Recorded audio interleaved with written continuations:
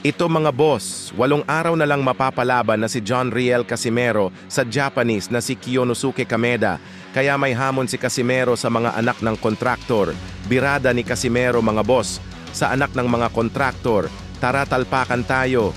Marami naman ang nagsasabi sa post na yan ni Casimero na baka daw kapag pinatulan siya sa mga anak ng mga kontraktor na yan ay hindi niya kakayanin ang milyonan na talpakan, habang ang iba ay suportado naman ang call-out ni Casimero sa mga anak ng kontraktor. Habang suportado naman si Casimero sa mayor ng Albuera, Leyte na si Kerwin Espinosa, makikita po natin dyan na nagsadya si Casimero sa tanggapan ni Mayor Espinosa, kaya mukhang milyonan talpakan ang pinag-uusapan dyan.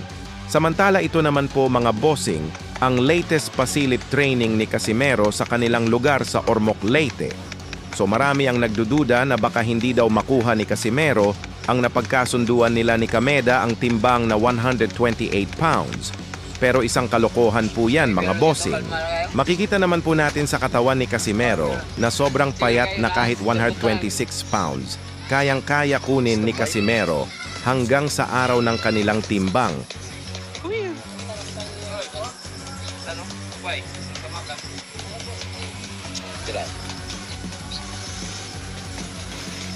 Guys, come on guys.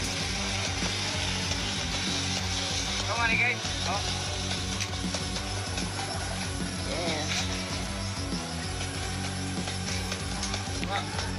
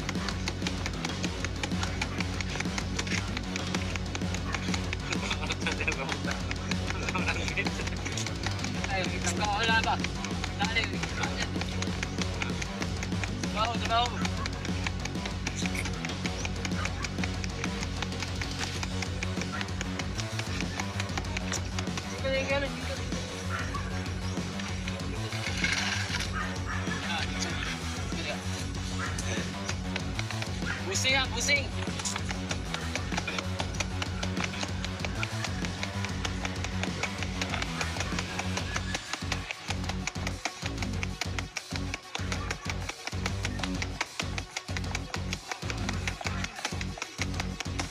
Samantala 5 sa ating mga pambato ang dadayo sa bansang Kyrgyzstan, yung iba undercard sa laban ni Casimero at sila naman ni Kenneth Lover sa October 26, kaya isang malaking event ito mga bossing ng Kameda Promotions.